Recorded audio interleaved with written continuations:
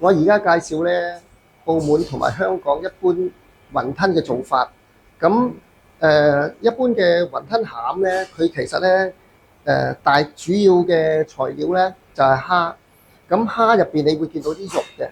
咁啲肉，咁你話啊唔係全部蝦咩？因為佢肉入邊咧，佢就係將啲蝦同埋蝦之間黏埋一齊。你冇肉，佢就唔會黏到一齊嘅啦。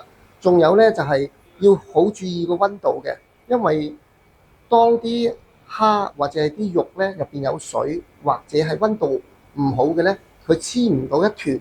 咁咧佢要黐到一團，黐到一團啦，佢先可以喺入邊咧將個雲吞皮咧係黐埋一齊嘅。所以咧我哋做完呢個餡之後咧，咁我哋首先就係要包之前咧攪拌下佢先，攪拌下佢先。咁咧仲有咧部分啲蝦咧就係要打成一半，因為嗰粒蝦平均，有時唔夠，我哋搭半嚿落去就咁噶啦。咁我哋咧會盡量企喺度包。點解咧？企喺度我哋會用到呢個盤嘅一個角。呢個角咧就係當我哋要包雲吞，呢個角好重要。我哋咧要利用呢個角，跟住咧做雲吞咁包上嚟嘅。所以咧如果有啲人喺度坐喺度咧，佢包個雲吞咧唔係咁靚嘅，咁我哋會去做定呢個動作等啲蝦啱啦，跟住就拎起佢咁樣嚇。咁呢個雲吞皮咧開咗咧就盡量咧開咗咧就記住平時唔用就吸翻埋佢，因為雲吞咧就好容易索水嘅。咁我哋咧拎好啲雲吞，為咗我哋方便拎咧，我哋會拎起佢拎起佢，跟住咁樣轉動佢，因為唔轉咧佢唔散開，拎係唔方便嘅。我哋轉動佢轉下佢咁你而家一塊塊咧，咁就方便我哋拎嚟包雲吞嘅啦。咁我哋包雲吞咧就係咁樣嘅。好多人啲動作咧都會錯嘅。咁我哋包雲吞咧，我哋就係雲吞拎上嚟雲吞皮拎上嚟。咁我拎咗上嚟咧，咁樣係唔得嘅。